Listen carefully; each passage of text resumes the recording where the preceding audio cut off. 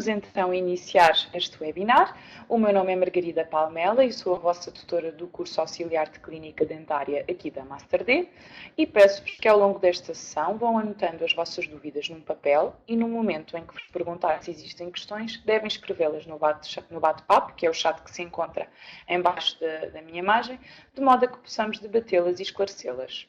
Durante este webinar, vamos abordar o tema tratamento de doença periodontal, que é abordada no vosso manual, na unidade didática 16, que pertence ao módulo 6, dando seguimento ao tema abordado no webinar desta terça-feira, que foi sobre periodontologia.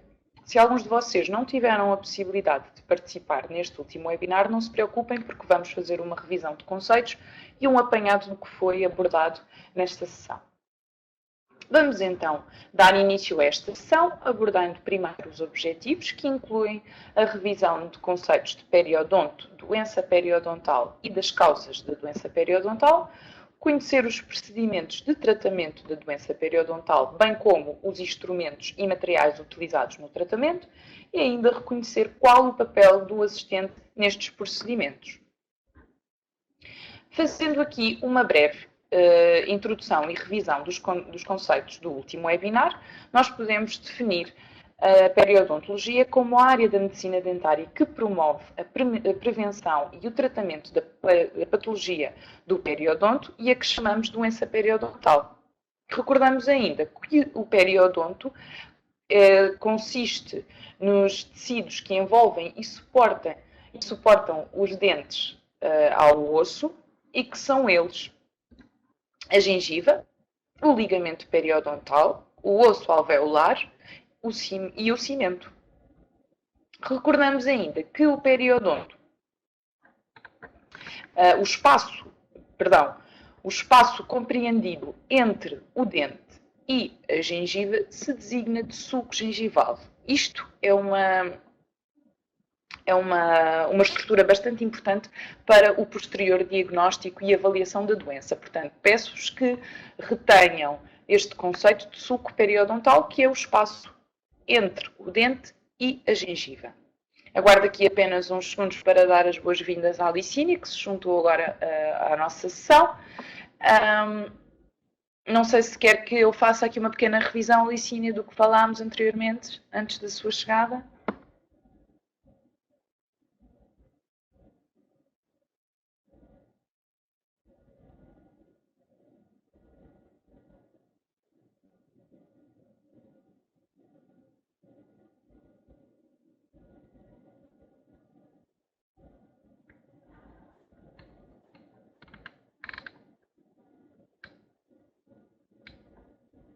Pronto, vamos então prosseguir.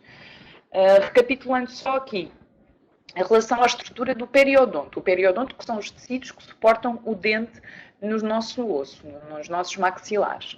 E os componentes são a gengiva, o osso alveolar, o ligamento periodontal e o cimento. Atenção que o cimento é a parte mais externa de raízes dos dentes, está bem? Importante reter aqui que o sulco gengival é o espaço compreendido entre a gengiva e o dente. Isto é muito importante porque vai nos permitir o diagnóstico da doença periodontal, mais à frente já explicaremos.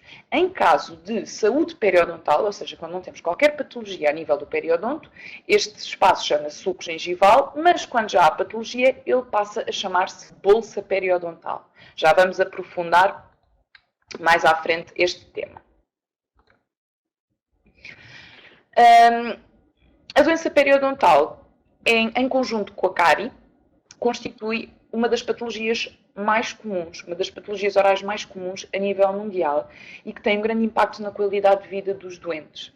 Isto porque pode conduzir à perda, inclusive à perda dos dentes e, portanto, obviamente que perder dentes terá um impacto muito importante na vida dos doentes, depois precisarão de fazer a reabilitação, a substituição desses dentes, muitas vezes com próteses removíveis, que não são a solução mais confortável, portanto, podemos dizer que é uma doença que tem bastante impacto na vida dos doentes. E dentro desta doença periodontal, nós podemos distinguir duas subpatologias, a gengivite e a periodontite. Na gengivite, nós podemos dizer que consiste na inflamação da gengiva, mas que não há perda de periodonto, não há perda óssea. Já na periodontite, existe a inflamação, infecção e destruição da gengiva, do ligamento periodontal e do osso alveolar. Portanto, na gengivite não há perda de tecido e na periodontite já temos perda de tecido, perda de estrutura do periodonto. Ok? Com recurso a este diagrama, podemos ver os diferentes estadios da doença periodontal, tendo sempre como referência a saúde periodontal, que se encontra do vosso lado esquerdo e destacado com um retângulo. Podemos observar que na gengivite não temos destruição do osso, portanto, aqui a crista óssea encontra-se ao mesmo nível da saúde periodontal, correto? Mas já na periodontite nós temos aqui perda de tecido ósseo, perda do periodonto. Conseguem ver aqui que a crista óssea está sucessivamente mais para baixo. Estes três estadios representam graus sucessivamente mais graves de periodontite, está bem? E, portanto, através deste apanhado, deste diagrama, conseguem ver os diferentes estadios. Ok? Relativamente ao diagnóstico, como é que nós sabemos que estamos perante saúde periodontal, gengivite ou periodontite? O que vamos fazer é a sondagem periodontal. Portanto, isto é o procedimento mais importante do diagnóstico. Consiste em introduzir um instrumento, que é uma sonda periodontal, no espaço compreendido entre a gengiva e o dente, que, em caso de saúde, se chama sulco gengival. Correto? Na periodontite já se vai chamar bolsa periodontal. Isto porquê? Porquê que a medição deste espaço nos permite diferenciar saúde periodontal de gengivite de periodontite? Porque, como já vimos, este sulco gengival, quando temos saúde periodontal ou gengivite, quando não há destruição do periodonto, este sulco medirá no máximo 3 milímetros. No entanto, quando já temos destruição do osso, a nossa sonda vai afundar mais, não é? E vai-nos dar medições superiores a 3 milímetros.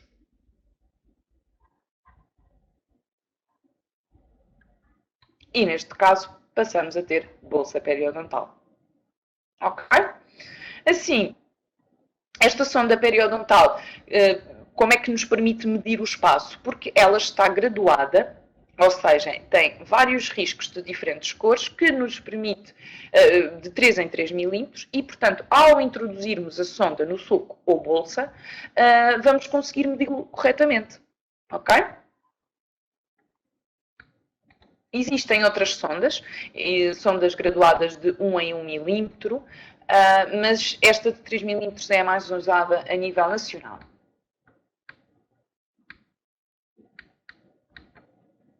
Avançando então, agora que sabemos o que é a gengivite, sabemos o que é a periodontite, sabemos distingui-la de saúde periodontal, vamos avançar, sabemos como é que devemos de diagnosticar, já podemos avançar para o tratamento, que é o nosso tema principal desta sessão. Antes disso, e para percebermos como é que vamos tratar esta doença, precisamos de saber a causa, precisamos de saber quais são os fatores que podem desencadear esta doença. Para isto, precisamos de compreender que a doença periodontal é uma doença multifatorial, ou seja, não é apenas um destes fatores que aqui está descrito que pode desencadear, que pode ser responsável pelo aparecimento da doença periodontal, mas sim um conjunto destes fatores. E se conseguirmos controlar alguns destes fatores, porque alguns não são controláveis, não dependem de nós, mas se conseguimos controlar alguns, podemos então prevenir ou controlar, no caso dela já ter aparecido, a doença periodontal. Os fatores que podemos controlar são a presença de placa bacteriana e de tártaro, ou seja, nós conseguimos removê-la. Podemos influenciar o doente a cessar os hábitos tabágicos, porque o tabaco é um dos principais fatores de risco desta doença, porque a presença de tabaco vai alterar a resposta de inflamação dos tecidos e, portanto, vai tornar o indivíduo mais suscetível, o indivíduo que fuma, mais suscetível ao aparecimento da doença periodontal. A retenção alimentar, ou seja, existem restaurações deficientes, restaurações com demasiado material que não vai permitir que os alimentos saiam, portanto, vai ali acumular alimentos ou restos alimentares num determinado espaço. Se conseguimos eliminar estes dois fatores, também estamos a contribuir para a prevenção e controle. E, por último, influenciar também nos hábitos alimentares dos nossos doentes, ou seja, se é um doente que tem por hábito comer muitos caramelos, comer muitos tipos de alimentos que vão ter mais retenção nos nossos dentes. Como sabem, existem alimentos que são mais facilmente removidos com a língua e com o nosso aparelho estomatognático do que outros, não é? Por exemplo, os caramelos, as batatas fritas, as bolachas, os detritos vão-se agarrar muito aos nossos dentes e ao nosso periodonto e podem assim desencadear mais facilmente a doença periodontal. Portanto, estes fatores, se conseguirmos controlar estes fatores,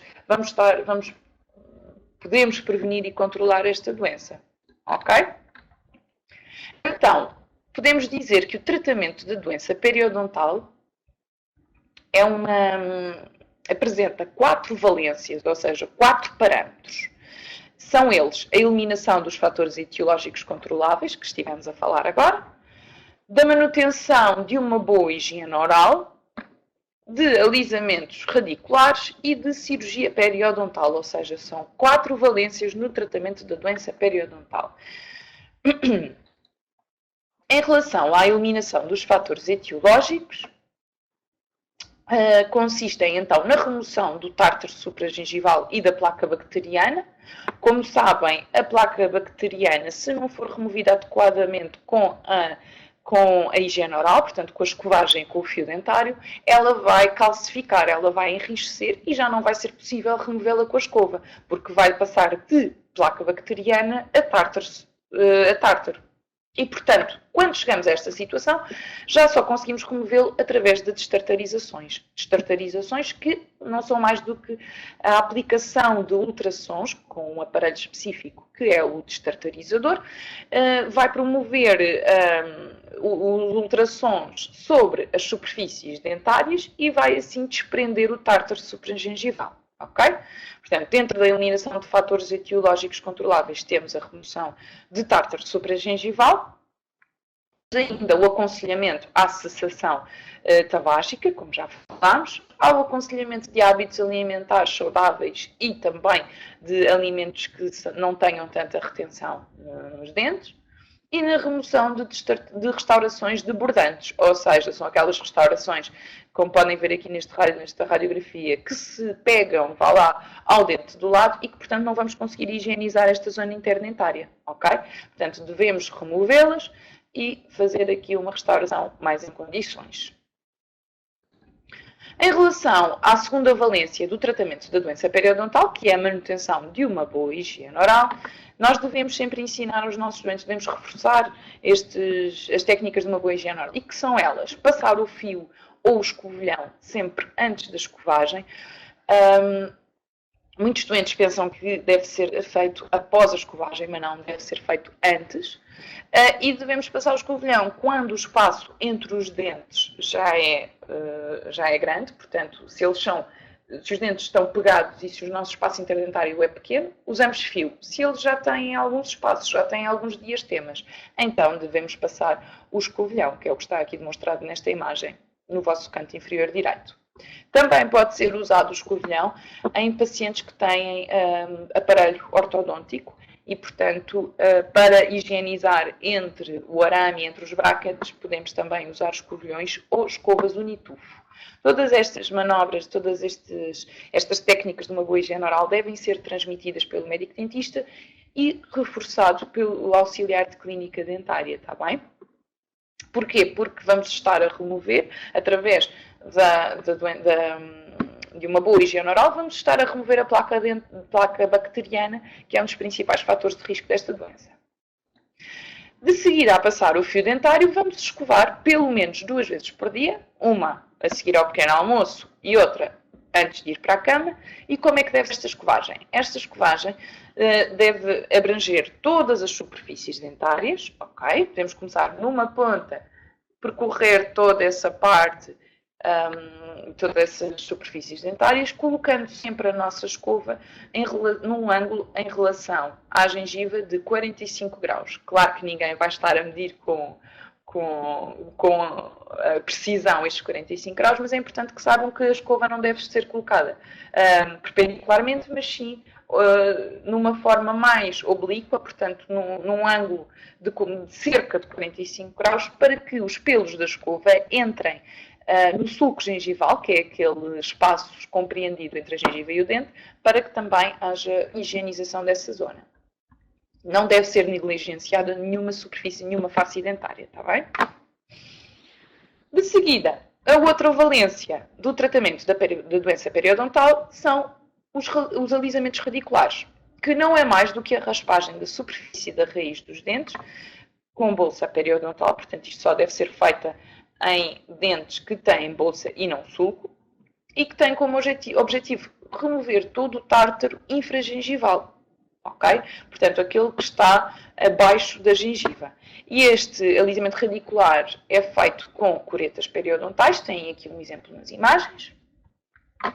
Já vamos falar com maior profundidade sobre estes alisamentos radiculares. Outra valência que nem sempre é necessária é a cirurgia periodontal. Isto é realizado com maior frequência em casos mais graves da periodontite, ok? E consistem em cirurgias complexas que são ou devem ser realizadas por um especialista com o objetivo de reduzir as bolsas e melhorar a higienização destas mesmas bolsas. Ok? Não é preciso saberem com muita profundidade esta cirurgia periodontal, porque, como vos digo, é mais realizada por especialistas. Vamos então visualizar aqui um vídeo que nos permite ver tanto a sondagem como o alisamento radicular. Portanto, primeiro vamos medir estas bolsas com a ajuda da nossa sonda periodontal.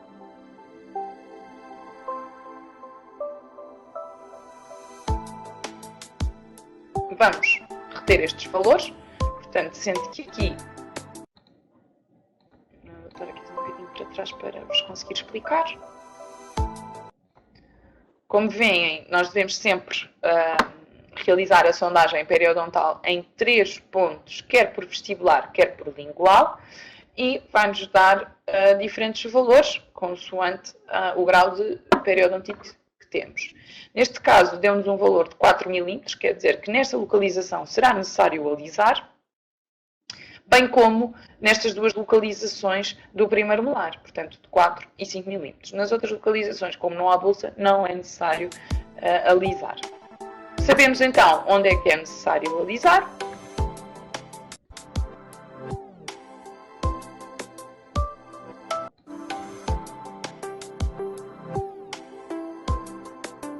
Como já tínhamos visto, quando há mineralização, quando há calcificação da placa bacteriana, a nossa escovagem já não vai conseguir remover este tártaro.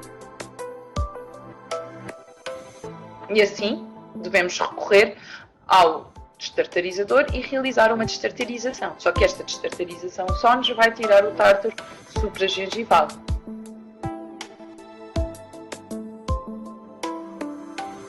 Como podem ver neste vídeo.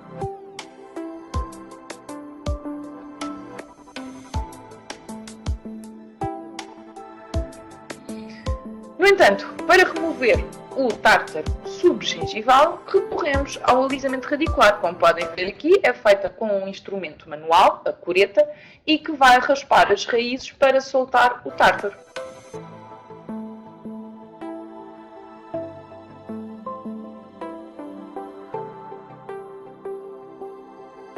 De seguida, há também quem faça o polimento da superfície dentária para esta ficar mais lisa e não acumular tão facilmente a placa bacteriana que mais tarde se transforma em tártaro se não for removida.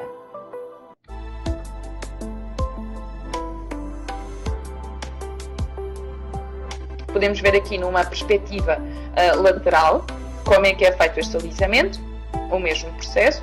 Portanto, aqui a placa bacteriana e transforma-se em tártaro, vai inflamar a gengiva, vai, se não for removida, causar periodontite.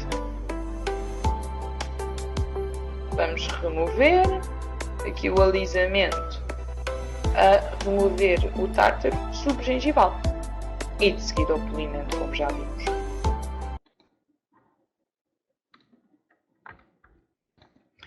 Assim, aprofundando aqui o alisamento radicular, podemos defini-lo como a raspagem da superfície da raiz dos dentes com bolsa periodontal, com o objetivo de remover todo o tártaro infragengival e o cimento infiltrado.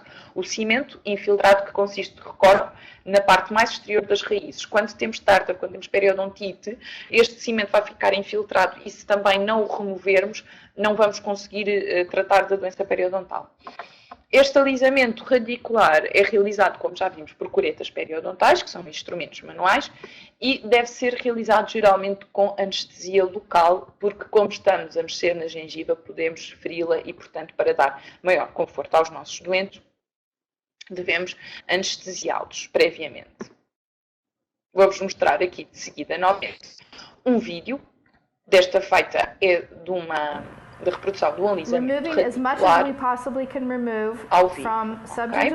Portanto, vem aqui a cureta periodontal, vem os dentes do paciente e esta cureta vai ser inserida no tubo gengival ou na bolsa periodontal, neste caso, e vai-nos permitir alisar a raiz, vai-nos permitir raspar toda esta superfície para removermos o tártaro infragengival.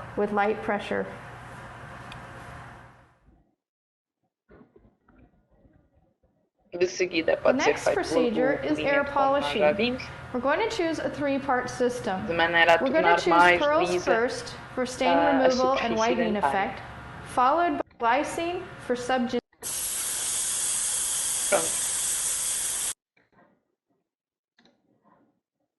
Pergunto se até agora existem dúvidas, portanto vamos fazer aqui uma pequena pausa para, se surgir alguma dúvida, nós podermos esclarecê-la. Podem escrever as vossas dúvidas no bate-papo, no chat que se encontra em baixo da imagem.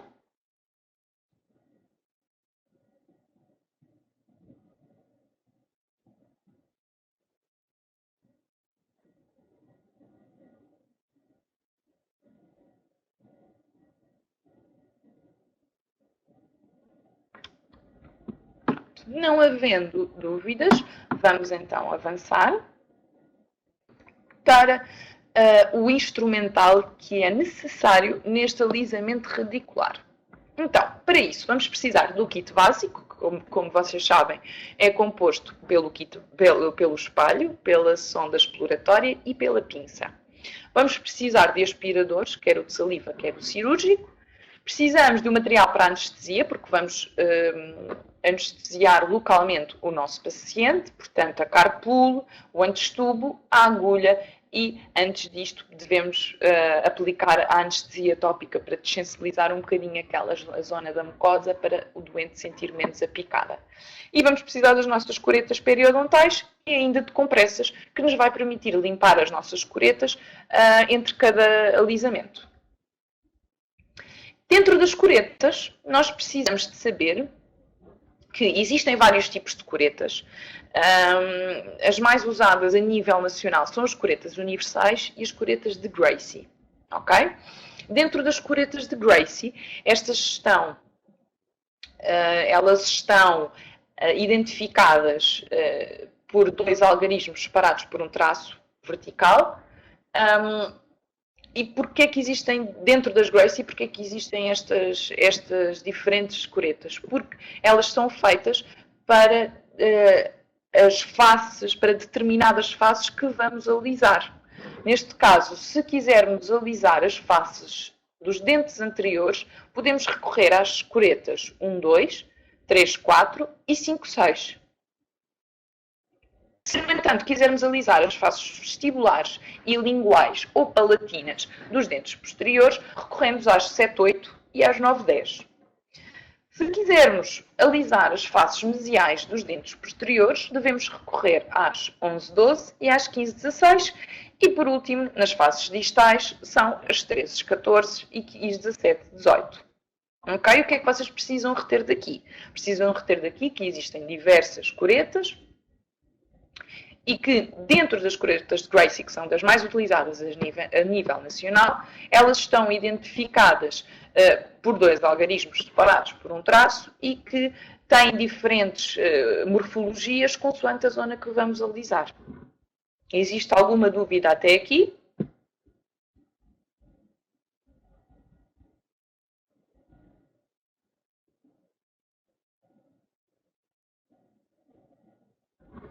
Pronto. Não existindo nenhuma dúvida, vamos aqui só dizer que relativamente a estas curetas, estas curetas são constituídas por, na sua ponta, têm uma ponta ativa. É um bordo cortante que precisa de estar bastante alisado, que precisa de estar mesmo afiado para que, ao passarmos nas raízes dos dentes, esta tenha efeito, portanto, que consigamos remover todo o tártaro. Assim, vou-vos mostrar aqui um vídeo que está também no vosso campus, associado à unidade didática 16. Foi um vídeo que fizemos aqui na MasterD para abordar sobre esta temática da afiação de curetas e que vos passo a mostrar. Olá, formandos! O presente vídeo consiste num tutorial sobre a afiação de curetas, que é um tema que está inserido na Unidade Didática 16, que aborda a especialidade de periodontologia. A afiação de curetas é um procedimento indispensável para um bom e eficaz alisamento radicular. Como sabem, um dos tratamentos de eleição da periodontite é o alisamento radicular, que consiste na remoção de tártaro infragengival e no alisamento das raízes, de modo a evitar a acumulação de placa bacteriana que constitui o principal fator etiológico da doença periodontal. Para isso, utilizamos instrumentos manuais chamados curetas. Estas curetas, para desempenharem corretamente o seu papel, precisam de estar afiadas.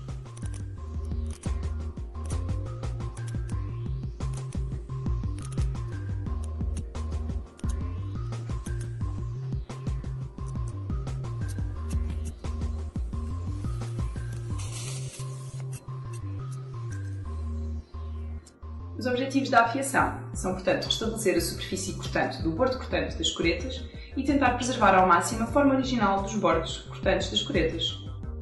Para a afiação, precisamos de curetas, de uma pedra de afiação, do óleo lubrificante, de um cotonete e de compressas. Relativamente às curetas, estas estão identificadas por dois algarismos e existem diversos tipos de curetas consoante as faces dos dentes que queremos tratar.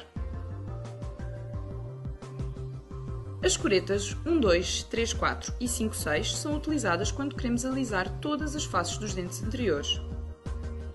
As curetas 7, 8 e 9, 10 são utilizadas para as faces vestibulares e linguais ou palatinas dos dentes posteriores. Para as faces mesiais dos dentes posteriores, utilizamos as curetas 11, 12 e 15, 16. Por último, para as faces distais dos dentes posteriores, recorremos às curetas 13, 14 e 17, 18. Independentemente do tipo de curetas, todas são constituídas por um cabo, uma haste intermédia e uma haste terminal, que contém a parte ativa da cureta com um bordo cortante.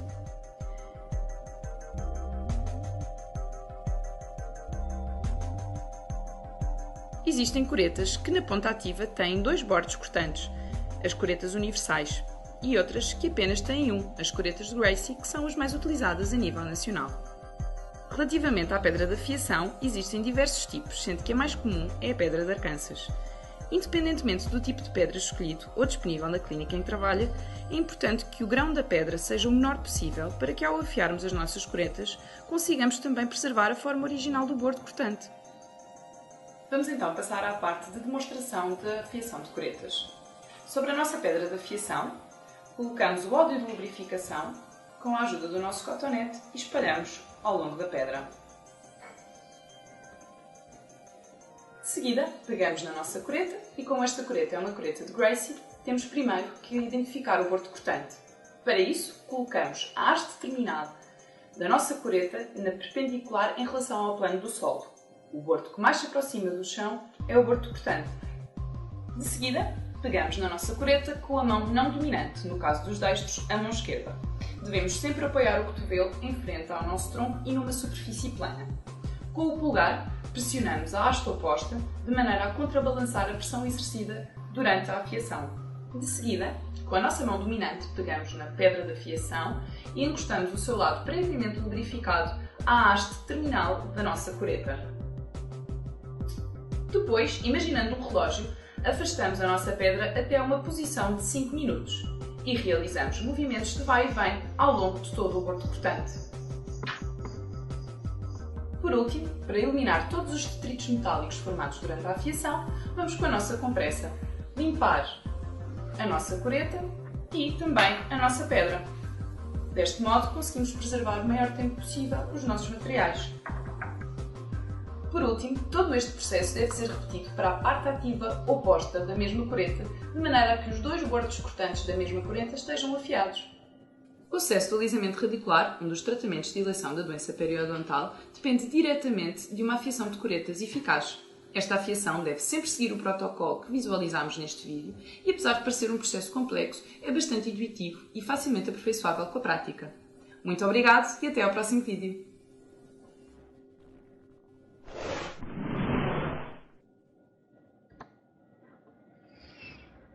Espero que tenham gostado deste vídeo. Portanto, é demonstrativo da afiação das coretas, não é? Portanto, estas coretas nos bordos cortantes precisam de estar bastante afiados para que o nosso alisamento radicular tenha sucesso, para que todo aquele tártaro infragengival seja removido. E este vai ser uma das funções do auxiliar de clínica dentária, para além de disponibilizar todo o material necessário, quer no diagnóstico, quer para o tratamento da doença periodontal. Precisamos ainda que aspire para remover a saliva e o sangue. Reforçar, portanto, o médico dentista transmite as técnicas de boa higiene, mas o auxiliar deve sempre reforçá-las, está bem? De maneira a que acabe por entrar na cabeça do paciente. E por último, afiar também estas coretas periodontais. Muitas vezes os médicos dentistas preferem ser eles a afiar os bordos, no entanto, existem médicos dentistas que gostam de facultar essa função aos auxiliares e, portanto, é bom que dominem esta técnica e que saibam o material necessário, saibam identificar o bordo cortante se estiverem a trabalhar com coretas de Gracie que só têm um bordo cortante, precisam saber identificá-lo e, posteriormente, de afiá-lo para que o alisamento radicular tenha sucesso. Pergunto agora se existe alguma dúvida.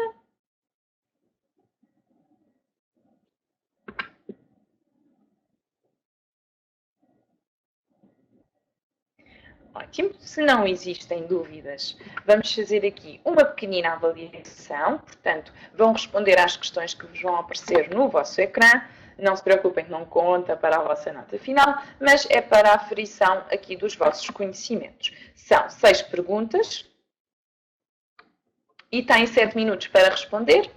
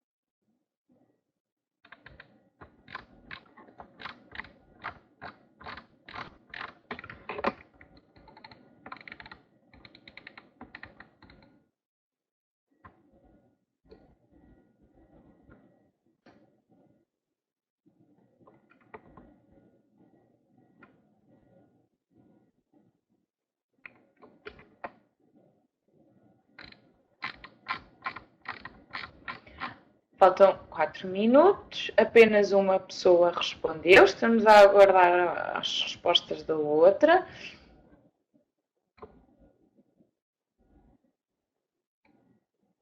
Quem ainda não respondeu,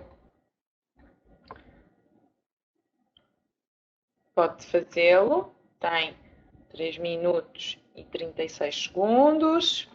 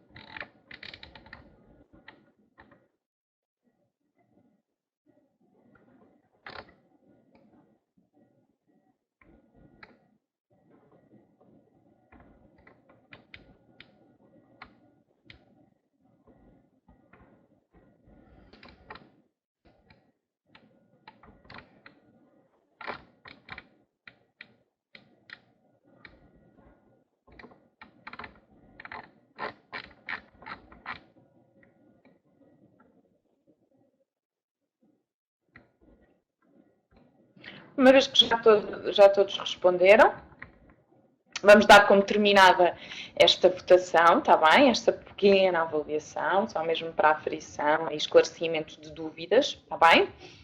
Pronto, vamos então finalizar.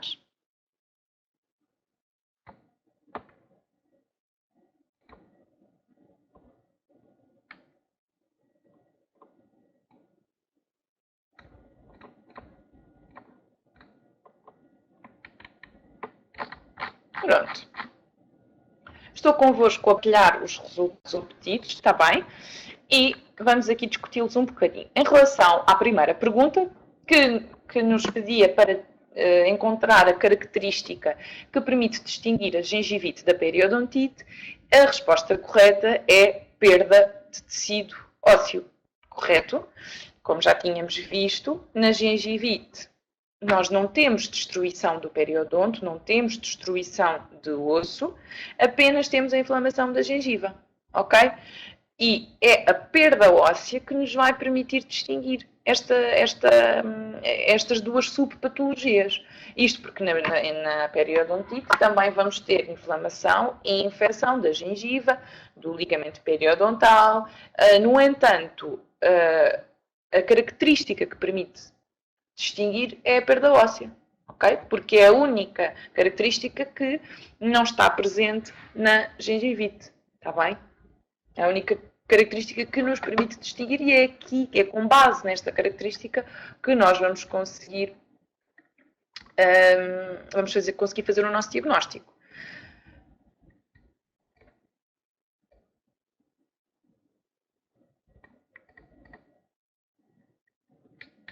Em relação à segunda questão, que nos perguntava se a doença periodontal é uma patologia oral comum e pedia um verdadeiro e falso, a resposta correta é verdadeiro. Portanto, a doença periodontal, em conjunto com a cárie dentária, consiste numa das patologias orais mais comuns a nível mundial. Ok? Portanto, aqui a resposta correta seria verdadeiro. Em relação à terceira resposta, o alisamento radicular consiste na remoção de tártaro supragengival, dos fatores de risco da doença periodontal, na remoção de tártaro subgengival e de cimento infiltrado, ou de uma cirurgia complexa desempenhada por especialistas com vista à redução das bolsas periodontais. A resposta correta é a terceira, a remoção de tártaro subgengival e de cimento infiltrado, porque a supragengival está reservada às destartarizações. Ok? Qual foi aqui a dúvida, Licínia? Houve aqui uma pequena confusão entre supra e sub, não é?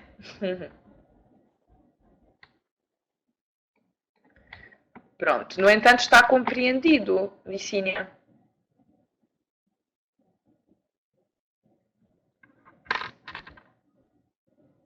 Ótimo.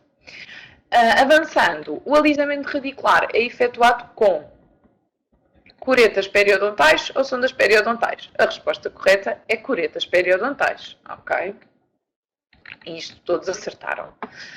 A cureta periodontal 1314 é destinada ao alisamento de faces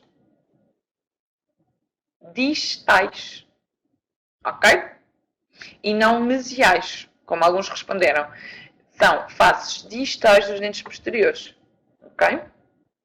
Portanto, em relação às faces distais e mesiais dos dentes posteriores, para as mesiais existem as curetas 11, 12 e 15, 16 e para as distais as 13, 14 e as 17, 18. Ok? Por último, a última pergunta dizia-nos: o fio dentário deve ser passado nos espaços interdentários antes ou depois da escovagem? E todos acertaram e é realmente antes da escovagem.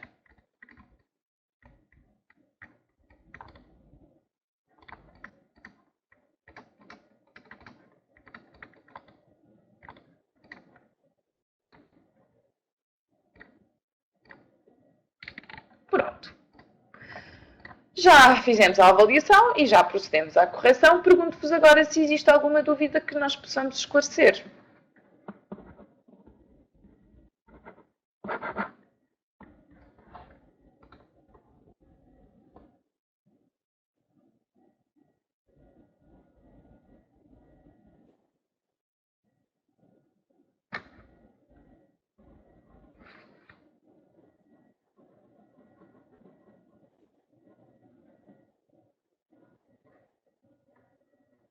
Vou guardar mais alguns momentos para vocês poderem fazer aqui uma pequena revisão mental dos temas abordados e verem se realmente ficou alguma questão,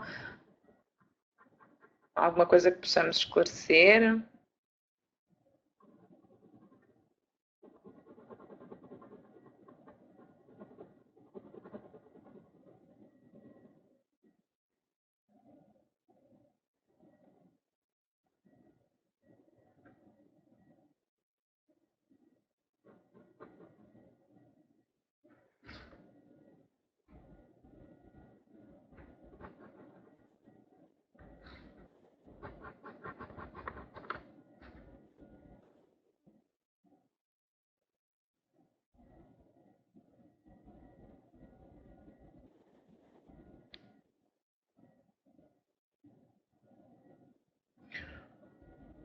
Ok.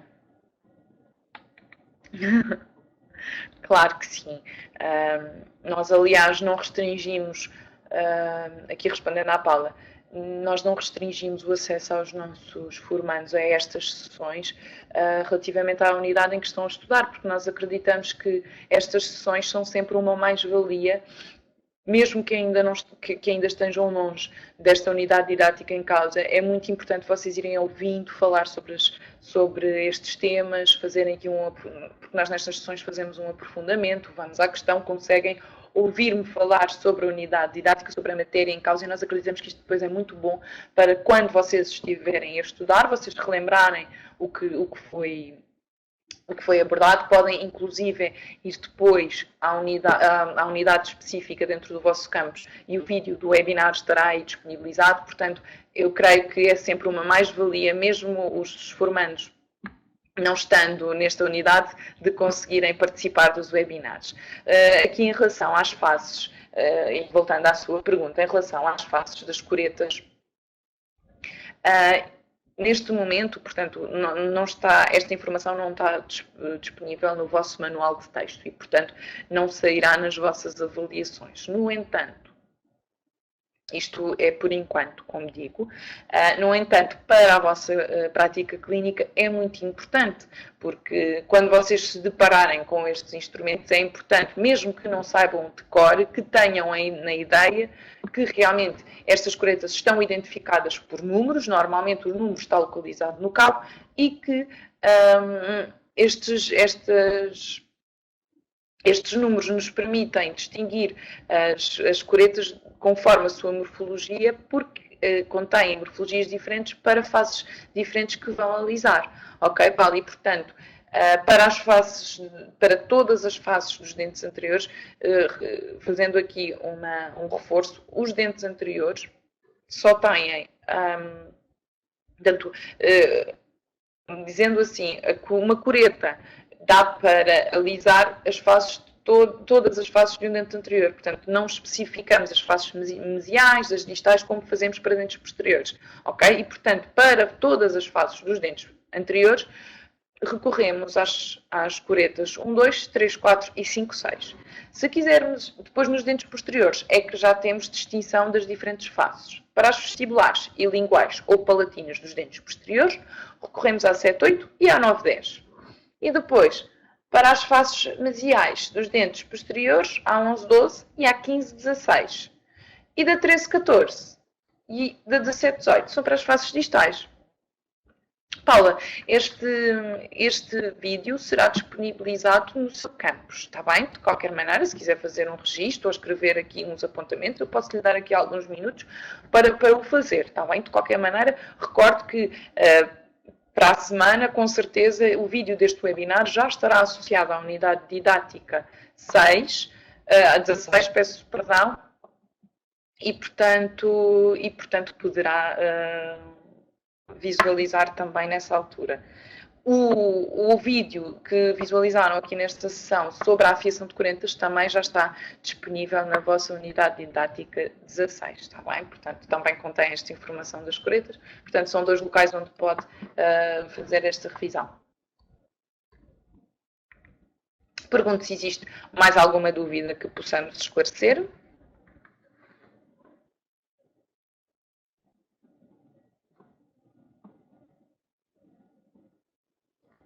Não? Então, vamos aqui fazer uma pequena conclusão desta sessão. Vamos dar aqui só tempo à Licínia para nos responder, se existem questões ou não.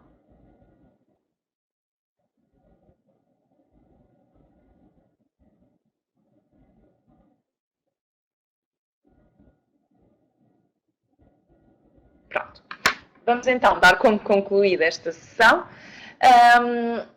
Dizendo que a doença periodontal, como já vimos, é uma das doenças mais comuns em todo o mundo e que sem o controle e o tratamento adequados, a doença periodontal pode progredir para a perda substancial de tecido ósseo e a consequente perda de dentes, que o tratamento consiste na eliminação dos fatores de risco, na manutenção de uma boa higiene oral, na realização de alisamentos radiculares e até de cirurgias mais complexas, como já vimos, e que o conhecimento do instrumental utilizado nestas consultas é essencial para uma assistência adequada, está bem? E do qual depende sempre um tratamento. Um tratamento médico-dentário depende sempre da eficácia do operador, das competências do médico dentista, mas também da parte de toda a equipa de saúde oral, na qual vocês, enquanto auxiliares, estão incluídos, está bem? Portanto, é necessário que dominem toda esta parte teórica e também a prática, claro, mas que saibam, que conheçam todo o instrumental e tudo aquilo que vai ser necessário naquela consulta para evitar constrangimentos e assim para que tudo corra bem. Aqui disponível a bibliografia, ok? E damos por concluído.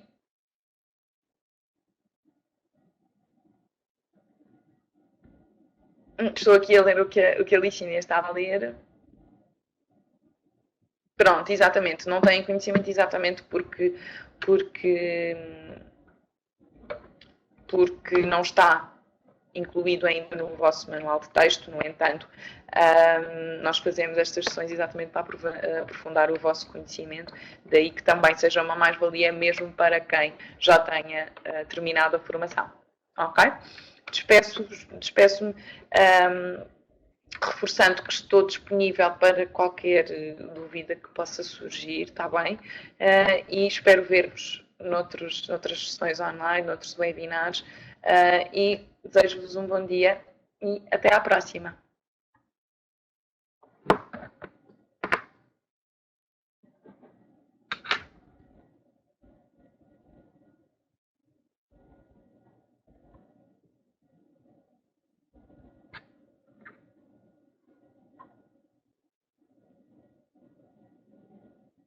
Ainda bem que gostou, Licínia.